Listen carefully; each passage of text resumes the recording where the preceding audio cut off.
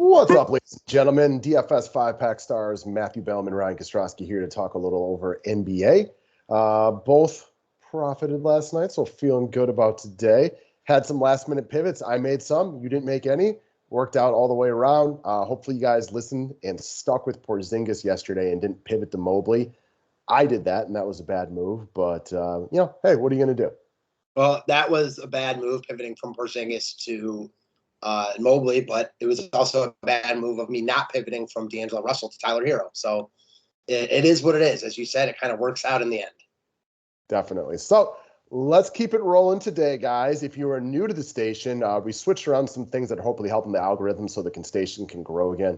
I know we've been really stagnant for a long time, so we're trying something new, and it seems to be working. So if you're new to the station, subscribe. Thumbs up is appreciated. Let's jump right in, though. Let's get it.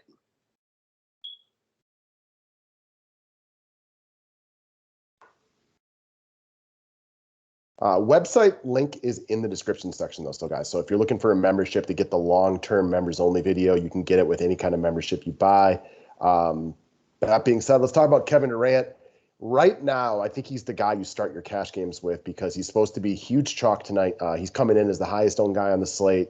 One, it's Kevin freaking Durant. Like, what's not to like? This guy's awesome. You know it. I know it. Everybody knows it. He's playing his old team tonight on national TV. And one of the things that we all want out of KD, and you saw it sometimes in the playoffs last year, especially against Milwaukee, you want nonstop aggression from him. For a guy as good as he is, sometimes he gets a little passive, which is probably one of the reasons that he's actually kind of awesome, right? Like, he can play with anybody. He'd be a fit on any team because he's not, like, egocentric, right? He's just that awesome, that good, that unstoppable. Playing his old mates tonight on a short slate, get him in your cash lineups. We can make cases for the GPP fade, but in a cash lineup, you lock him in.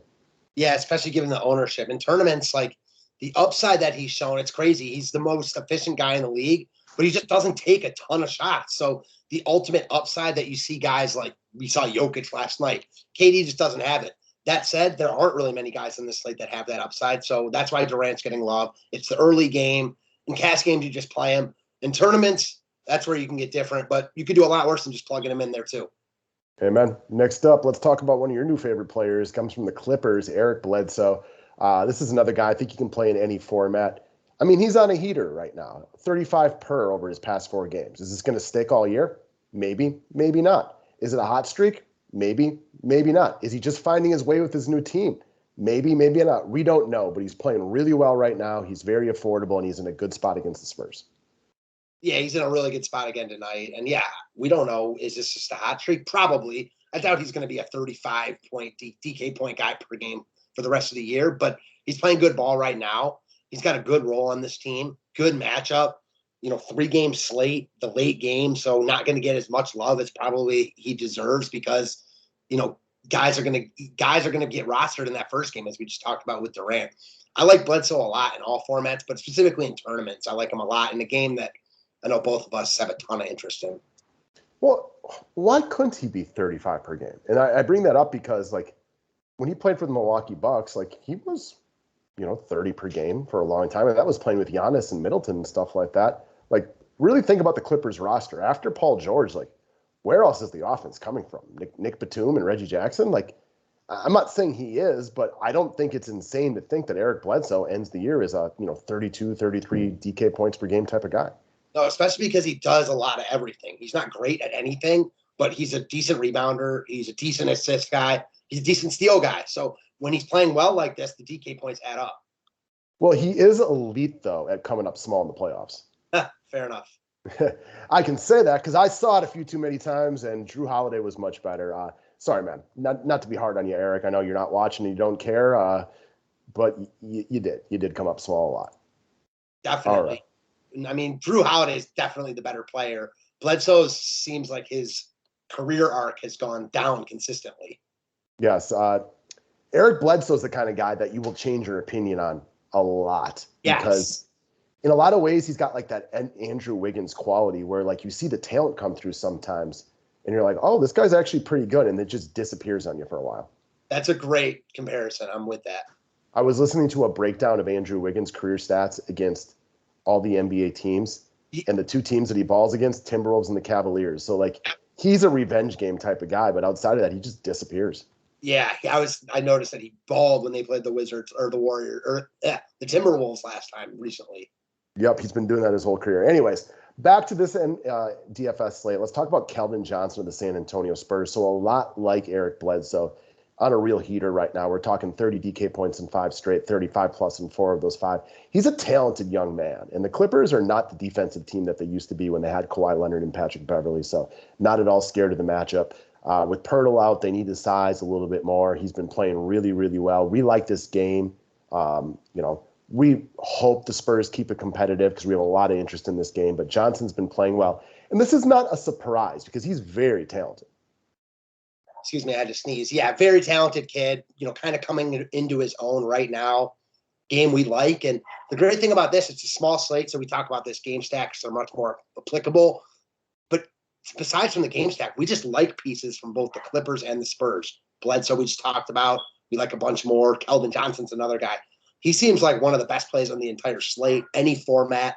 Just a ton to like here, given how he's playing right now and his current role on the Spurs. Well, since I'm stuck home all week and I don't have to be anywhere in the morning, I will be watching this game till the end tonight, and I'm going to watch Keldon Johnson have a big one. Sweet. All right, so let's talk about that middle game for a second, though. So we are going to go back to what we're going to label as long shots today. Now, both guys that we're going to talk about are not long shots in the sense like they're not good players. They're just long shots based on ownership for a 3-game slate. So from the Jazz, the guy that we're specifically targeting is going to be Jordan Clarkson. So he's mostly been terrible this year. We know he's better than this. We know things will change throughout the season. But early on this season, he has looked like Philip Seymour Hoffman in Along Came Polly, clanking everything that he shoots. But he has shot it better in 2 of the past 3 games. Last year, I don't remember, but I want to say Clarkson's average price tag was much closer to $7K. So you're getting him at a substantial discount right now.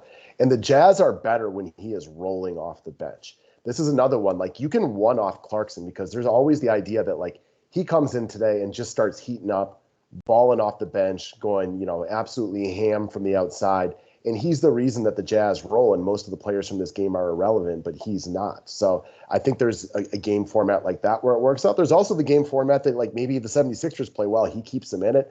There's a lot of ways to think that he plays really well tonight, and he's very, very inexpensive for potential upside. I don't know how many times he went for 40-plus last year, but I would bet a lot of money it's in the double digits. Yeah, it's basically the same team coming back in a game that doesn't jump out on paper, and it's not appealing from a DFS perspective, but because it's not appealing, like at first glance, it's getting so much less love than the other 2 games. It makes it appealing for tournaments. I like the Clarkson call a lot. We saw last game when he got hot, he played extra minutes, and that will happen. That's not like a fluke. If he's playing well, he'll play extra run. And at 5,100, he's just got a ton of upside. Next up, we're going to go to the same game, but we're going to go to the flip side of it for another guy who's really good.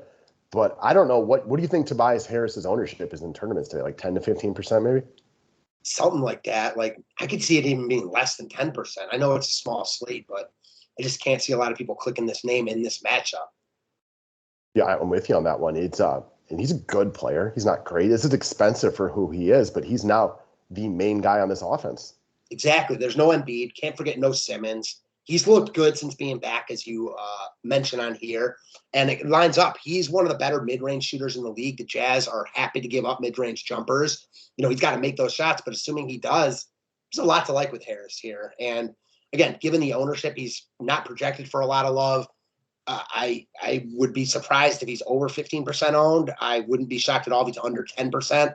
And, just given how it's a 3-game slate, whenever you can get a guy as talented as Tobias Harris at that ownership, I'm interested. So we often talk about game stacking in NBA being one of the more underrated things that you can take a look at. It's most applicable during smaller slates, like specifically within a 3-game slate. So I think we were both in agreement that this was our least stackable game, but we also don't think it's crazy that the opener of the night's a little bit of a dud from a DFS perspective. I think you have the potential in the Nets Warriors that you could see more of like a playoff type of game, like really good defense, national TV, 2 of the better teams in the league, got a couple of former, MVPs going after each other right there. Like, I think you could see really good defense right there and the offensive struggle. Now, I don't want to lock that in because they're 2 elite offensive teams, so that is far from like a guarantee. And then in the later game, like, we love Spurs Clippers, but the Spurs aren't very good. They can get blown out on any given day. They are a road team against a superior team. So if those two things work out, all you really need is like Jazz 76ers to be competitive and for guys to make shots. You don't need Harris, like assuming what you said happens, like you don't need Harris to go for like 60 here, like you went on a slate like last night. If those other two games dud, which isn't like crazy to think at all, like you're in a good spot if you use pieces from this game. Yeah, exactly. So again, you don't need it. It doesn't have to be wild. So like when you game stack like a terrible game on an 11 game slate, like you're more often than not just throwing your money away. But you don't need as many things to work out on a shorter slate like this. So when I say game stack, I mean 4 to 7 deep. And then if you get overtime, like, I mean, I don't know about you, but like I have many tournament takedowns when it's a smaller slate, game stack. That game goes to OT, and that's where a lot of like tournament takedowns come from. Yeah, agreed. Then you're wishing you had more of that game. Amen. So that's what we got for today, guys. We appreciate you all tuning in. Click that thumbs up button, subscribe to the station if you're new to it, and we will see you again soon. Thanks a lot, guys.